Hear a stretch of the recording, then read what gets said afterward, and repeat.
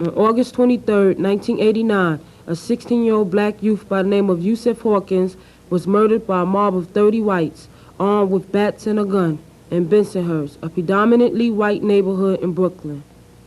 One member of the white group shot Yusef Hawkins twice in the chest, then left him to bleed to death on the sidewalk, solely because he was black. This stirred up mixed emotions and raised many questions that youth all over New York want answers to. Hi, I'm Sean Hall from the Through Our Eyes Video and History Project. We got together and made this video documentary, hoping it will answer our questions and maybe some of yours too, concerning racial violence. We also hope that after viewing our tape, we, the young generation, can come up with actions we can take now to prevent racial violence in our present and in our future. Maybe then we can make a better way for our generation and the new generation that's yet to come. Hello, my name is Linda Harrigan, and I'm also part of the Through Our Eyes Video and History Project. The other students and I wondered why this problem of racism still exists today in the U.S. And to find out about this problem, we talked to an historian at Columbia University. Professor Foner tied racism to slavery. Slavery is deeply embedded in our economy from the very early days of the colonial period in the 17th century. And when you have an economy based upon the enslavement of a group, a racial justification for that is going to develop. Slavery is justified because, they said, Africans are inferior. They only can really produce, work productively as slaves. If not put into slavery, they will become barbarians, as allegedly they were in Africa. So this idea was used to justify slavery. The stronger slavery got, the more slavery grew, the more racism developed as a justification for slavery. The problem was, in the colonial period, it was very hard to attract free laborers to come voluntarily to work in the colonial America. And first they tried Indians, they tried indentured servants, they tried various kinds of labor, but they found it very difficult to get enough labor to do the work they wanted to do. And eventually they turned to slavery, which is, of course, forced labor, in order to get the crops grown that they wanted grown in the South. Without slavery, you would not have had the economic development of the American colonies. We also asked Professor Foner where the problem of racial violence began.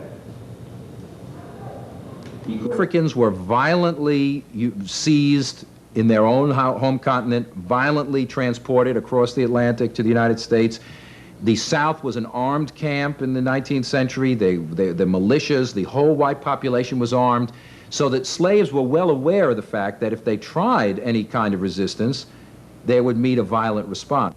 So, we know that violence was used in the 1700s and 1800s to keep control over the slaves. Our country has supposedly advanced so much since slavery ended in 1865. Our question was, why does racial violence still exist today in our society? You know, we have this continuous question of, is there an increase in racial violence, or is it simply that people are reporting it more or are more aware of it? I'm not sure what the answer is. I think that the difference, though, between now and 10 years ago or 20 years ago is that people inclined to commit racial violence, or in particular white people who are inclined to commit acts of violence against people who aren't white, feel much more comfortable doing that now than they did 20 years ago. Because the atmosphere that exists in the city now seems it's more open towards doing that. That I think there was a tone that has been set by the mayor of New York. I think there was a tone that had been set by the President Reagan of the United States. How large the problem of police and racial violence is tied into the question of what's happening with the economy of the United States. You cannot look at the question of police and racial violence and not look at the question of the economy of the United States, and that with the problems the economy is having, not simply reflected in the ups and downs of Wall Street, the problems of the economy, when you look at the conditions that working people are facing in this country, and not simply blacks and Latinos, but also white working people. The whole nature of the economy of the United States is changing. It doesn't produce anything anymore. Most of the things that are produced are produced outside of the country. the economy is becoming more technological, more word processing, financial. And in many instances, as you probably know, most of the youth are not being trained, particularly in New York City, to be able to occupy any of the jobs that occur that are developing. We're going to try and give people some really simplistic explanations for why the conditions of their life have gotten worse. And so basically what they tell white people is the reason your conditions are worse, the reason why your children are not going to enjoy a higher standard of living than you did and will probably be lower than what yours is because, you know what, there are all these black people over here and these Latinos, they're making babies, they're on drugs, they're collecting welfare, and they're your real problem. And that's the message they send across, but they send it in a lot of different ways. And let me give you an example. One way they send it is by really trying to create an image that black and Latino youth are really not human beings. Because if they're really not human beings, then it's much easier to abuse them. So when last April you had that incident in Central Park where the woman was attacked, but also there were other people attacked, and they weren't just white people, they were blacks and Latinos attacked by this group of youth. If you remember, they were referred to in the newspaper as the Wolf Pack. And the message you're sending to the listeners is, you're not dealing with human beings, you're dealing with a bunch of animals. And it's much different than the way that the youths in New Jersey who were accused of attacking one of their schoolmates who was mildly retarded. You know, these were just some jocks. These are some jocks who just, you know, they're a little misguided. They were out having a little fun or whatever, but they were always described as human beings. They were not described as being less than human. And see, those are the different ways that the message is being sent to white people, that the real problem is these animals over here, and if we could deal with them, then our problems would be resolved. They wouldn't be resolved in the real world, but you want to divert people from looking up where they should be looking, where the problem is, and you divert them by having them look across at people who really, in terms of their lives, are not much different than they are. Hi, my name is Robert. And I'm Anthony. And lately we've been feeling kind of angry at the recent media coverage of the Bensonhurst and Central Park case and the way they misrepresent black and white youths. Roger Wareham spoke of the media images of black and Latino youths as animals. He brought up many interesting points, but we're going to examine these points a little closer. Let's start out by looking at two articles from the New York Magazine which spoke about the Bensonhurst murder and the Central Park rape, which were both written by Michael Stone, a reporter for the magazine. On the surface, it looks like both issues, Michael Stone were treating both issues equally. They both have the same format, they almost have the same title, and they both have close-up photos of 7 suspects. But are they really equal? Well, we noticed that many people like to look at pictures before they actually read an article. If you fall into this category, let me ask you a question. Do you really examine the picture that you look at? Well, let's start out by comparing the pictures of the Bensonhurst murder and the suspects of the Central Park rape. As we look at these pictures, you can see that there's something seriously wrong. Let's notice one suspect by the name of Keith Mandela, who's 18 years of age. He looks like he has a prospective future ahead of him. He's clean shaven, his hair is groomed nicely, and he's also in a suit and tie. He looks like an all-around nice guy. He looks like he wouldn't do anything so terrible as participate in a racist attack. And let's notice another suspect by the name of Charles Stressler, who's also in a formal way of dress. And Charles Stressler is the one who has supposedly supplied everyone with bats to beat Yusef Hawkins and his friends with. He's in a formal way of dress, his suit and tie, clean shaven, and his hair is groomed nicely. And let's look at one more suspect by the name of Steve Serreri, who's also clean shaven, suit and tie. But notice this picture. He looks proud. He's smiling, like he's not ashamed of anything. But let's notice the fourth shown, which is James Patino, who's also in a suit and tie, clean shaven, and his hair is groomed properly. But we have one more suspect by the name of Joseph Fama, who seems like his pictures are being taken while he's arrested or while in handcuffs. You know, Anthony, the pictures of the Central Park suspects are totally different in dress and appearance. These pictures seem to be taken when they were being arrested.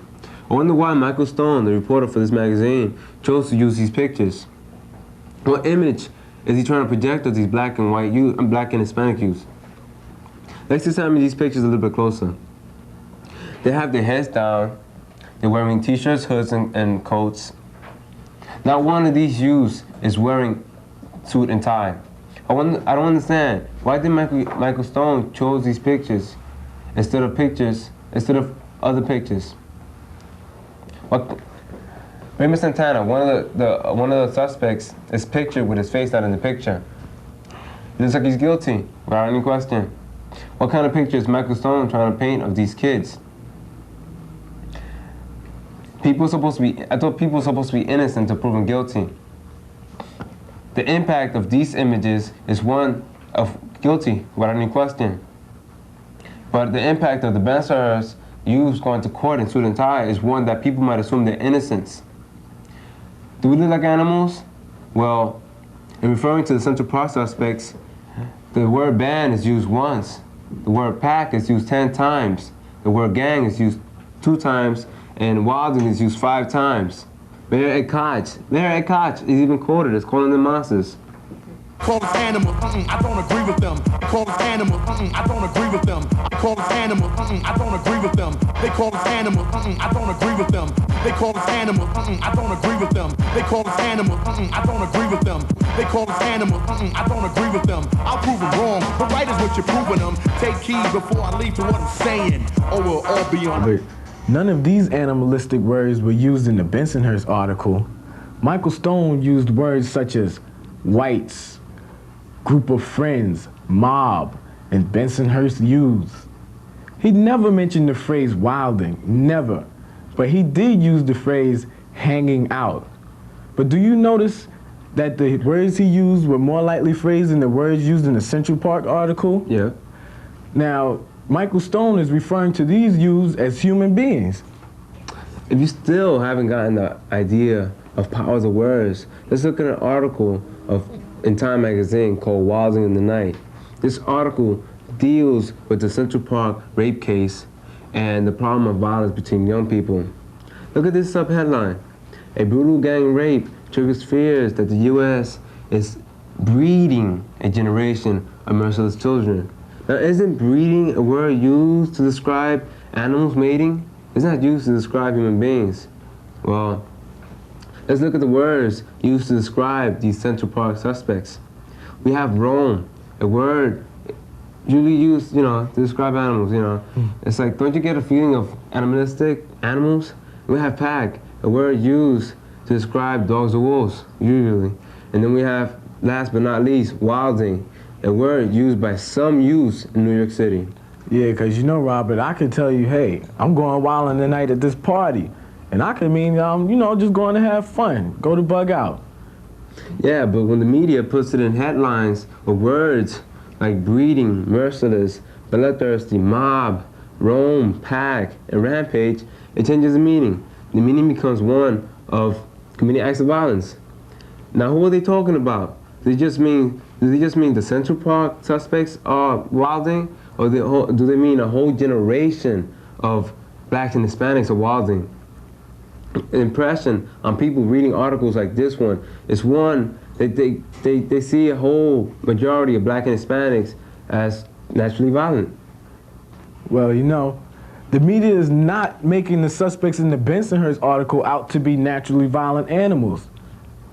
Let's look at the New York Newsday article that presents Joseph Vama, who was accused of pulling the trigger and killing Yusef Hawkins. Now let's read this headline. Joseph Vama is learning disabled. Now, I haven't seen, headlines like this in the Central Park article. Let me quote something from that article that, I thought was real interesting. Medical reports filed as part of a 1982 legal malpractice suit indicated that Fama suffered head injuries at the age of 3 years old. And another portion in that article brings out that Another report filed as late as 1987 that Farmer had an IQ of 72 or less. And then another portion that I thought was very interesting was Dr. Morton Finkel of Manhattan, who examined Farmer in 1987, February of 87, stated that Farmer suffered from cerebral contusion and an old skull fracture, contributing to an organic brain syndrome and minimal brain dysfunction, causing learning impairment. Come on, you know, why are they telling us about these learning impairments and injuries that Farmer had?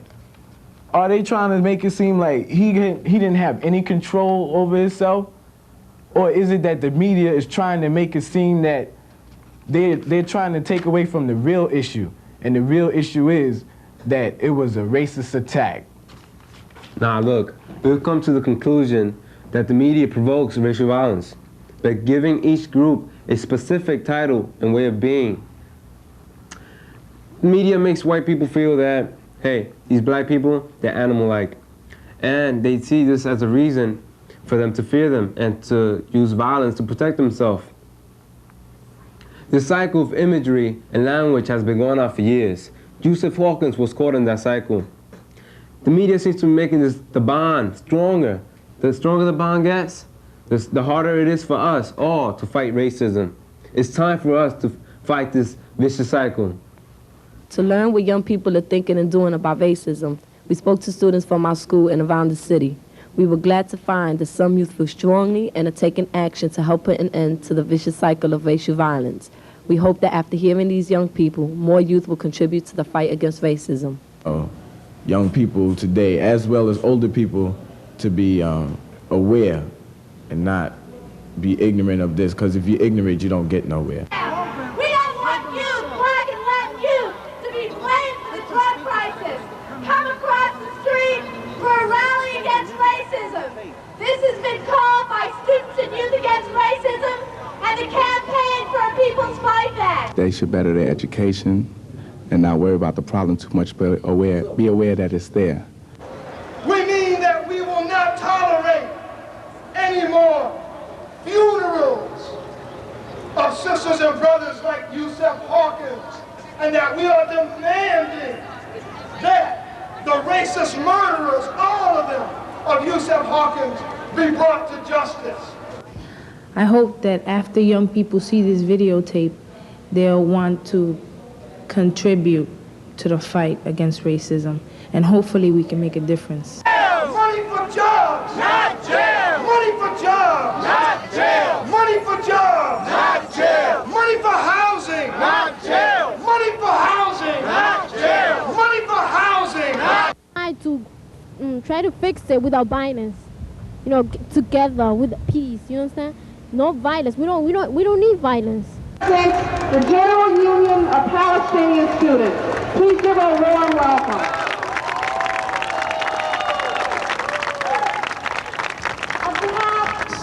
I'm making this video and other people contributing to it. We're opening eyes to other kids, other youth, and by doing so, we help a lot of other people.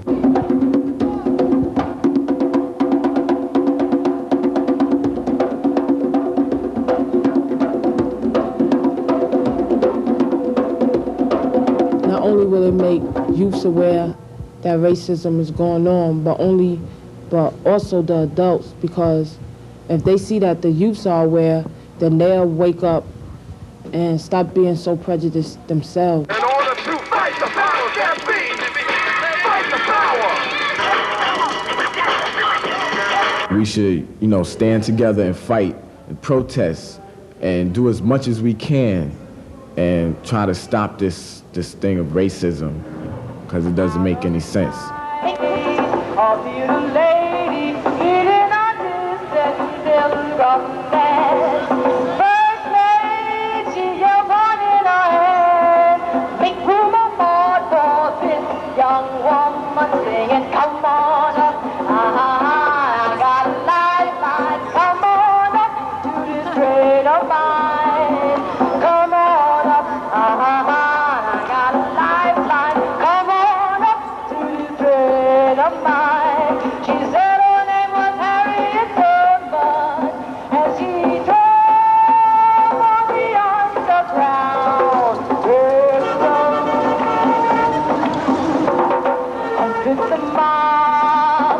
traveled onward, gathering men from town to town, seeking every lost and found, trace of sweet and were bound, singing, come on up, I got a lifeline, come on up to this train of mine, come on up, I got a lifeline, come on up to this train of mine. She said her name was Harriet Tubman, and she drove on the underground railroad. 100 miles we traveled on.